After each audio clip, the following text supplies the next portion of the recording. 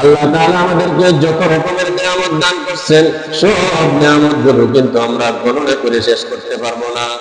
পারবো? শুধু দেহের মধ্যে যে কত হাজার হাজার লক্ষ লক্ষ নিয়ামত আছে। প্লেনের একটা ডানার মধ্যে 10,000 থেকে 50,000 পর্যন্ত জোড়া থাকে।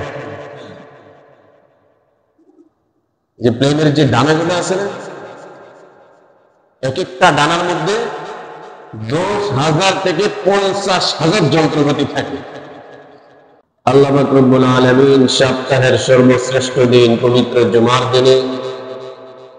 জুমার দিনের সবচেয়ে বড় আমল জুমার নামাজ জামাতের সাথে আদায় করবার পূর্বক্ষণে কোরআনুল কারীম রাসূল সাল্লাল্লাহু আলাইহি ওয়াসাল্লামের হাদিসের উপর কিছু বলার শোনার তৌফিক দান করছেন। আল্লাহ পাক রব্বুল আলামিনের মহান দরবারে শুকরিয়া আদায় করে আলহামদুলিল্লাহ। শুকরিয়া আদায় করলে আল্লাহ ওয়াদা করেছেন মানুষকে আল্লাহ আরো নিয়ামত বাড়িয়ে দিবেন। শুকরিয়া আদায় না করলে আল্লাহ মানুষকে জানিয়ে দিয়েছেন মানুষের জন্য আল্লাহ রেখেছেন কঠিন যন্ত্রণাদায়ক শাস্তি। আল্লাহ পাক রব্বুল আলামিন সূরা ইব্রাহিমে ইরশাদ ফরমান, লাইন শাকারতুম লাআযীদান্নাকুম ওয়া লাইন কাফারতুম ইন্না আযাবী লাশাদীদ। হে মানুষ, হে বান্দা বান্দি, যদি তোমরা আল্লাহর নিয়ামতের শুকরিয়া আদায় করো, আল্লাহ তাআলা বলেন লাআযীদান্নাকুম, নিশ্চয় অবশ্যই আমি আল্লাহ তোমাদের নিয়ামত আরো বাড়িয়ে দেব। ওয়া লাইন কাফারতুম ইন্না আযাবী লাশাদীদ। আমার আল্লাহ পাক রব্বুল আলামিন বলেন, ও বান্দা ও বান্দি, যদি তোমরা নিয়ামত পাইয়াও নিয়ামতের শুকরিয়া আদায় না করো, আমি আল্লাহ জানিয়ে দিতেছি তোমাদের জন্য কঠিন শাস্তি প্রস্তুত রাখছি। আল্লাহ যদি কোনো জিনিসকে কঠিন বলেন, এটা যে কত ওজন আর কত কঠিন আল্লাহ ছাড়া কেউ জানেন না। আল্লাহ তাআলা আমাদেরকে যত রকমের নিয়ামত দান করছেন, সব নিয়ামতগুলো কিন্তু আমরা গণনা করে শেষ করতে পারবো না। পারবো? শুধু দেহের মধ্যে যে কত হাজার হাজার লক্ষ লক্ষ নিয়ামত আছে। প্লেনের একটা ডানার মধ্যে 10,000 থেকে 50,000 পর্যন্ত জোড়া থাকে। যে প্লেনের যে ডানাগুলো আছে না, এক একটা ডানার মধ্যে 10,000 থেকে 50,000 যন্ত্রপাতি থাকে। আমার আল্লাহ মানুষ কত যত্ন করে, কত ইজ্জত করে, কত সম্মান করে আমার আল্লাহ মানুষ বানাইছেন। এই যে চক্ষু, এই চক্ষুর মধ্যে যে কত রকমের যন্ত্র আল্লাহ স্থাপন করছেন। এক ব্রেনের মধ্যে যে তার আছে, এই তার নাকি যদি লম্বা করা হয় কয়েক মাইল হবে। এই নিয়ামত দান করছেন কে? আল্লাহ। পায়ের মধ্যে রগ থাকে, জোড়া থাকে, একটু যদি শুকিয়ে যায় কত রকমের ওষুধ খাইতে হয়। এরকম প্রত্যেকটা অঙ্গের মধ্যে আমার আল্লাহ রব্বুল আলামিন বিশেষ বিশেষ নিয়ামত দান করছেন। একটা নিয়ামত যদি কারো শুকিয়ে যায়, একটা নিয়ামতের যদি কারো অভাব করে, সে বুঝে নিয়ামত কি জিনিস। এই জন্য আল্লাহ রব্বুল আলামিন বলেন, ওয়া ইন তা'উদ্দু নি'মাতাল্লাহি লা তুহসুহা। বান্দারে, আমি আল্লাহ যত রকমের নিয়ামত তোমাদেরকে দান করছি, সেই নিয়ামত যদি গণনা করতে থাকো জিন্দেগি পার হয়ে যাবে, কিন্তু আমি আল্লাহর নিয়ামতের গণনা শেষ হবে না। ওয়া ইন তা'উদ্দু নি'মাতাল্লাহি লা তুহসুহা ইন্নাল্লাহা গফুরুর রহিম। আমার আল্লাহ এত বড় দয়ালু, এত বড় মেহেরবান, আল্লাহর কাছে চাই নেই, তারপর আল্লাহ দিছে।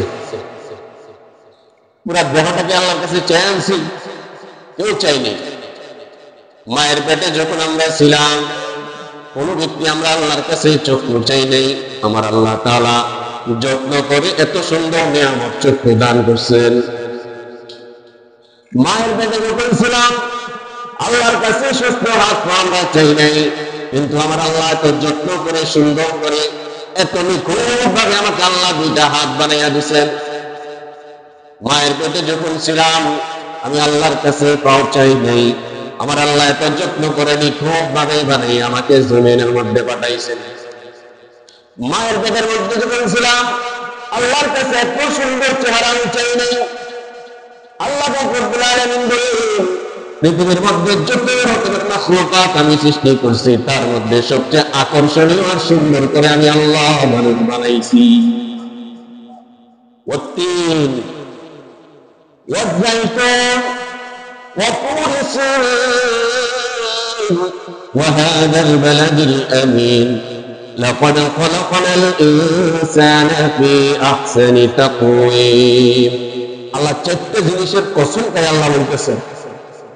কোন মানুষ মনে করতে পারে আমাদের মানুষের থেকে বুঝি আরো সুন্দর প্রাণী দুনিয়াতে আছে, এরকম বেটুকু আছে না আমাদের দেশে? আছে। কিন্তু আল্লাহ বলেন